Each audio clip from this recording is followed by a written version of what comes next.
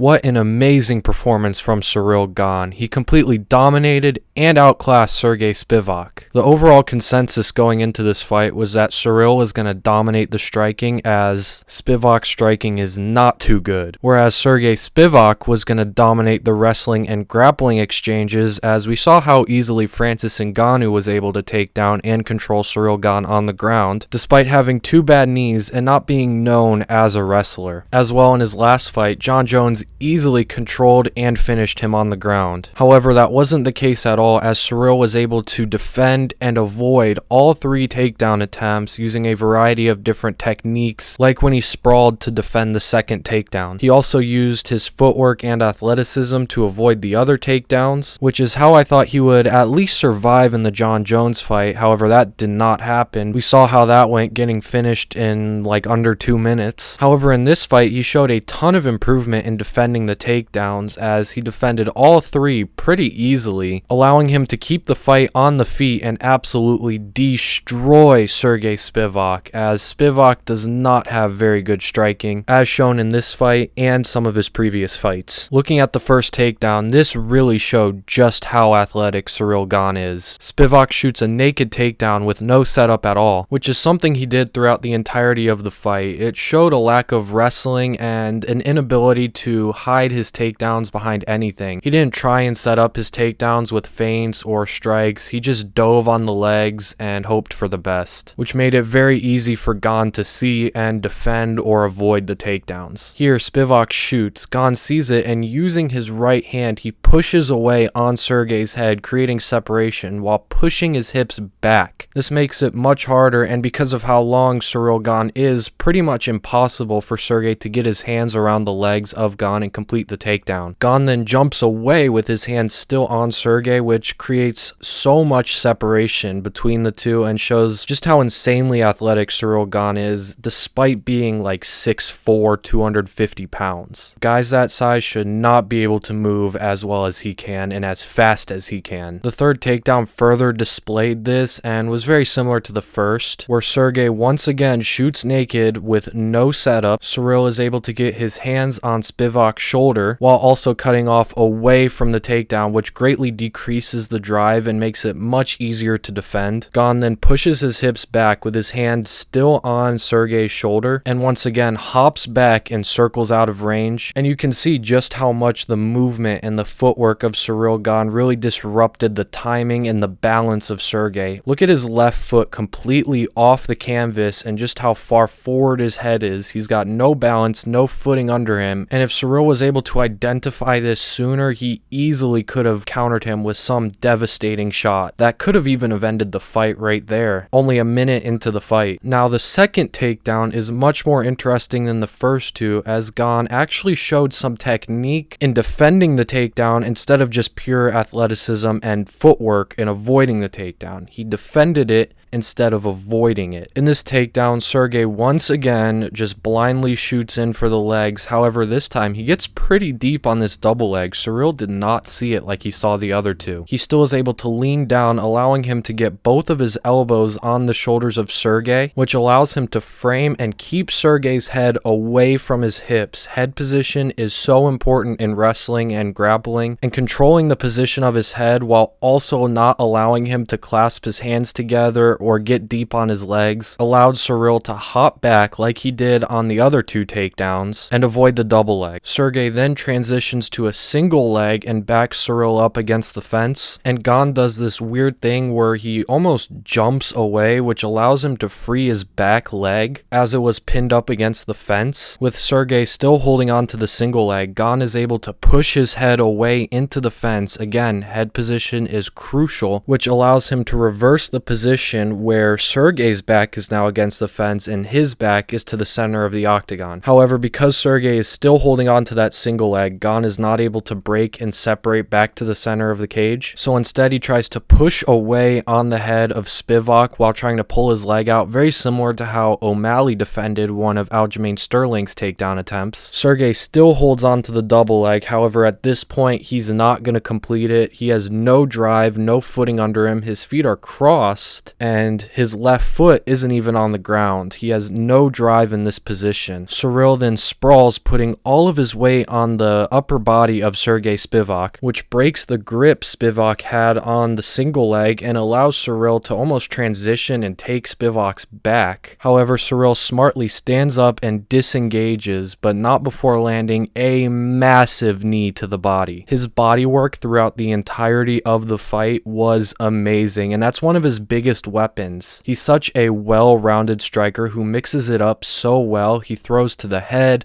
the body, the leg. He'll kick you, he'll punch you, he'll elbow you, he'll knee you. He's not just a boxer or a kickboxer who relies on only a few techniques, like, for example, Dustin Poirier, who I have complained about having one of the most one-dimensional games in MMA. He's a great fighter, don't get me wrong, but on the feet, he pretty much just boxes and headhunts. He doesn't really work the body too well. He does a little, and he has gotten better at working the leg with leg kicks. However, he still doesn't have great kicks, and he doesn't throw kicks above the knee. But Ciryl Gane is not like that. He can hurt you anywhere on the feet, and that was shown in this fight. His body work was amazing. He was constantly throwing and landing crosses, jabs, front kicks, all to the body. He even landed this nasty orthodox right hand to the body, which visibly hurt Sergey badly. And as I was watching this live, when that landed, I went, Jesus, because I do not know how Sergey took that many body shots. And that right hand was especially disgusting. And you can tell just how much of an impact these body shots had on Sergey from his reaction to feints. Like in this exchange where Ciryl looks down at the body with his eyes and steps in and drops his right hand like he's about to throw a southpaw jab to the body. In response to this, Sergey immediately drops his lead hand in an attempt to parry what he thought was a southpaw jab coming to the body. Throughout the entire fight, he was having massive reactions to small moves. And it wasn't just the body shot he was reacting to in this sequence, it was also the jab, as Cyryl's southpaw jab had been his best weapon throughout the entire fight. He was constantly landing with it, both to the head and to the body. And he actually spent most of this fight in southpaw, as he was having more success specifically with his jab and his front kicks. He was so much faster than Sergey Spivak, and it really showed in this fight, and Ciryl Gane is probably the fastest heavyweight in the world right now when it comes to striking. However, he still did have a ton of success while in orthodox, which is another one of his strengths. His ability to switch stances. He fights so well out of both southpaw and orthodox, which is something not a lot of heavyweights can do, which gives him a massive advantage over the rest of the division. In the first round, he actually almost finished the fight in orthodox, as he once again feints with his eyes looking at the body of Spivak before throwing a lead leg kick, which looks like it's about to go to the body, causing Sergey to drop his hands, which exposes the head. However, Ciryl just misses on the kick. I'm pretty sure Paul Felder, who was on commentary, even acknowledged how close the fight was to being over right there. I think he said something along the lines of, that wouldn't have been good if that would have landed, and that is very true. The fight probably would have been over right then and there in the first round had that kick landed. Side note about Paul Felder, did you guys see he's in the USADA testing pool now and he might return from retirement? I don't know what to think about that. He probably won't fight again, but it is interesting. Comment your thoughts on that down below. This leads us to the finishing sequence where Gane can see Sergey is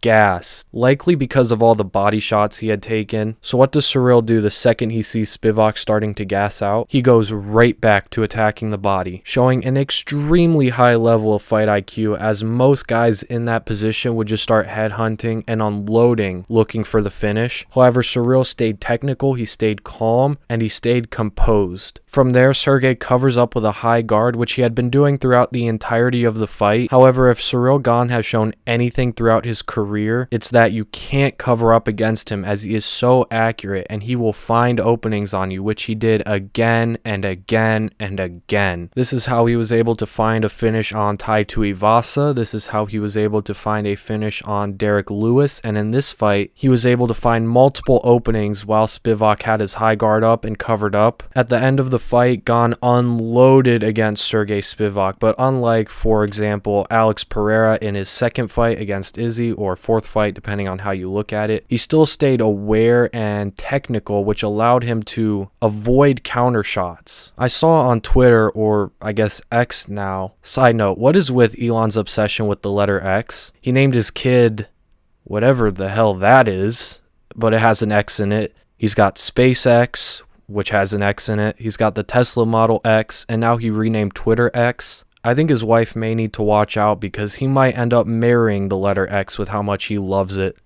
Probably has wet dreams about it. Anyways, I saw someone on Twitter say that Ciryl Gane is the most technical heavyweight until it comes to finishing fights, where he just throws out a bunch of crazy, random, unorthodox stuff and hopes something lands. And someone responded saying it's because he doesn't have traditional one-punch knockout power like a lot of other heavyweights. So instead, he has to throw out a bunch of random shit and hope something lands. And I think that's a great explanation. Ciryl Gane does not have a lot of power with his strikes. Imagine Ciryl with Francis Ngannou, or even like Tai Tuivasa power. It would be the most unfair heavyweight in the world. So he has to rely on different techniques to try and end fights. However, what that one person failed to realize is that everything Ciryl threw was calculated. It might look weird and not pleasing, but it is still effective because he is Ciryl Gane. And because of how accurate it is. Despite the fact he's throwing weird hammer fists at 90-degree angles, he's still able to land them, and that's how he finds finishes. And that's exactly what he did in this fight. He threw out a bunch of crazy stuff, and it landed until Mark Goddard eventually stopped the fight. But what a performance that was from Ciryl Gane. It felt like he landed at like a 90% success rate with his strikes, and he only really got hit a few times.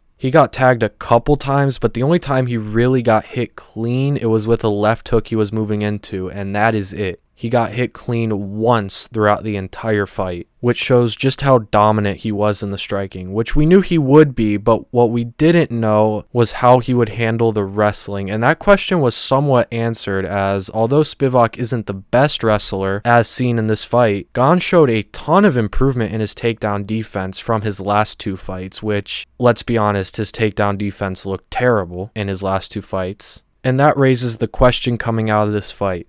How would his takedown defense hold up against the rest of the division, which is full of a lot better wrestlers than Sergey Spivak? For example, does he do better in a rematch with John Jones? How does he do against Curtis Blaydes, Stipe, Jailton Almeida, Sergey Pavlovich, Tom Aspinall? I think although he would do better in a rematch against Jones, I just think Jones is way too much and way too high of a wrestler. Same thing with Curtis Blaydes, because behind Jones, Blaydes is probably the second best wrestler. As for the rest of the division, I think he has a chance at defending Stipe's takedowns, and I think he could defend Pavlovich's takedowns, as a lot of people don't know, Pavlovich actually has a background in Greco-Roman, however, he doesn't show wrestling in his fights. He just goes out there and knocks everyone out, but he does have some background in wrestling. I think Ciryl could defend the takedowns, we just don't know where Sergey's wrestling is at. As for Jailton Almeida, and what seems to be the next matchup for Ciryl Gane, Tom Aspinall, I think he could defend their takedowns. They both do have better wrestling and honestly better grappling than Sergey Spivak, which would make them much harder opponents for Ciryl. I think Ciryl could defend their takedowns. It seems like Ciryl versus Tom Aspinall is what's next. That makes a ton of sense to me. The winner should probably get a title shot. If Aspinall wins, he definitely gets a title shot. If Ciryl wins, he might get a title shot. As for who I think wins that fight, it's hard to say. Right now, I would lean Tom Aspinall, but it's a difficult fight for either guy. It's a borderline 50-50 fight in my opinion, and I can't wait to see it. With that, that is the end of the video. If you did enjoy, please be sure to leave a like. If you are new or you're not new and aren't subscribed yet, please subscribe. It would be greatly appreciated. Comment your opinions down below and any video topics you'd want me to talk about next. I should have a couple more videos coming out this week. Sorry I took a little hiatus, but I'm back and I'm going to be uploading at least 2 to 3 videos a week, possibly even 4, so subscribe and make sure to turn on post notifications for that. Follow my brand on Instagram, pardon.store. Follow myself on Twitter and Instagram. All links are in the description. I might put the ads on screen if I'm not lazy. And with that, I will see you guys in the next video, probably tomorrow.